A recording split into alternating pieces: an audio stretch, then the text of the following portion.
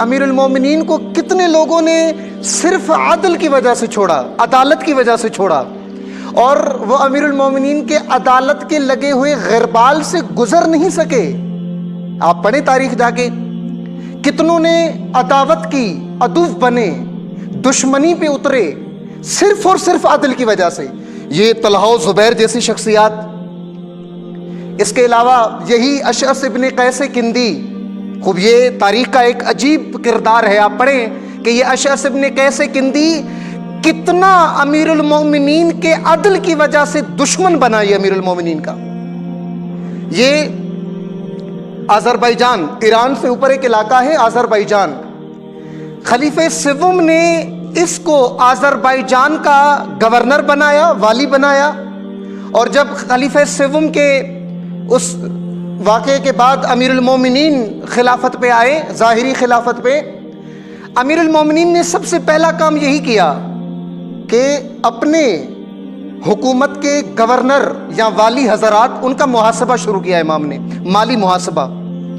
اور اس مالی محاسبے کے اندر جب اس اشعث ابن قیس کندی کی باری آئی، پھر امام کو، چونکہ اس کا کردار امیر المومنین سے مخفی نہیں تھا، امام کو پتہ تھا کہ اس کی کیا شخصیت ہے، امام کو پتہ تھا کہ یہ غریبوں کا پیسہ، یتیموں کا پیسہ، بیواؤں کا پیسہ ناحق طریقے سے کھاتا ہے،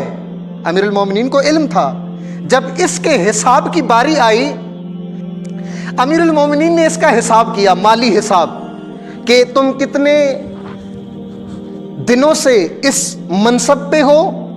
اور کتنا پیسہ تمہارے پاس ناجائز طریقے سے پڑا ہوا ہے۔ روایات میں کہ 3 لاکھ کے قریب درہم و دینار اس سے نکلے، جو غصب کر کے بیواؤں کا پیسہ، یتیموں کا پیسہ، غریبوں کا پیسہ، ان نادار لوگوں کا پیسہ کھا کر اس نے اپنے گھر میں جمع کر کے رکھا تھا، اور امیر المومنین نے جب حساب کیا تو اس کو سارا پیسہ نکالنا پڑا، گھر سے نکالنا پڑا اور بیت المال میں جمع کروانا پڑا۔ لیکن اس اشعث ابن قیس کندی نے وہ پیسہ جمع تو کروا دیا، جب امیر المومنین کے عدل کی تلوار اس پہ چلی، اتنا دشمن بنا کہ اصول کافی کی روایت موجود ہے کہ امیر المومنین کے قاتلوں میں سے ایک قاتل یہی اشعث ابن قیس ہے۔ یہ اشعث ابن قیس قاتل امیر المومنین ہے۔ 1 مہینے تک ابن ملجم نے جس کے گھر میں بیٹھ کر تلوار کو زہر آلود کیا، وہ اسی اشعث کا گھر تھا، شامل تھا یہ قتل امیر المومنین نے اصول کافی کی روایت کے مطابق۔ دشمن بنا، عدوف بنا، اور دشمنی اتنی اس کے وجود میں آئی کہ خود امیر المومنین کا قاتل ہے اور اس کی بیٹی جودہ امام حسن کی قاتل ہے۔ اگر عدل برداشت نہ ہو، وقت کے امام کا عدل برداشت نہ ہو، انسان عادل کا قاتل بن جاتا ہے۔ اس کی بیٹی قاتل ہے امام حسن کی،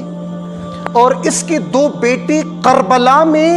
امام حسین کے قتل میں شریک ہیں۔ 2 بیٹے اس کے، اشعث ابن قیس کے، محمد ابن اشعث اور ایک اور، یہ 2 بیٹے شامل ہیں اس کے قتل امام حسین میں۔ خود امیر المومنین کا قاتل، بیٹی امام حسن کی قاتل، اور 2 بیٹے کربلا میں امام حسین کے قاتل۔ کب انسان اس قدر پستی اور حقارت کا شکار بن جاتا ہے؟ جب انسان عدل امام کو برداشت نہ کر سکے۔ اب وہ طبقہ بھی حاضر ہو ذرا جس طبقے کا نعرہ یہ ہے کہ ہم اس امام کے منتظر ہیں جس امام کے آنے کے بعد اس امام کے حکومت کی بنیاد ہی عدل ہے۔ عدل امیر المومنین کو لوگوں نے برداشت نہیں کیا، عدل امام حسین کو لوگوں نے برداشت نہیں کیا، تو پھر یہ طبقہ جو امام مہدی کو الاجل کہہ رہا ہے اور اس امام کو آنے کی دعوت دے رہا ہے جس امام کے آنے کے بعد حکومت کی بنیاد ہی عدل ہے، عادل ہے وہ امام، زمین کو عدل سے پر کر دے گا، کتنے تیار ہیں عدل امام مہدی کو برداشت کرنے کے لیے؟ زندگیوں میں عدل پسندی ہے، زندگیوں میں عدالت اپنائی ہے، جس کا جتنا حق بنتا ہے اس کو دیا ہے، جس کا جتنا مقام بنتا ہے اس کو دیا ہے، اگر دیا ہے تو عادل ہو، اور فقط دیا نہیں، جس کا جو حق بنتا ہے اس کو دو، جو جس مقام کے قابل نہیں ہے اس کے منکر بن جاؤ، وہ امام عادل ہے۔ امیر المومنین کے دور میں لوگوں نے امیر المومنین کا دامن عدل کی وجہ سے چھوڑا، وہ قانون بدلا نہیں خدا کا، لن تجد لسنت اللہ تبدیلا، قانون وہی ہے، جو بھی عدل کا دشمن بنے گا عادل سے دور رہے گا، جو بھی عدل کا دشمن بنے گا عدالت سے دور رہے گا۔ تو پھر جو زندگی میں عدل پیدا نہیں کر سکے وہ کس طرح اپنے آپ کو امام مہدی کا سپاہی کہہ کے الجل کہتے ہیں؟ پہلے عدل کی تیاری کرو پھر امام کو الجل کہو۔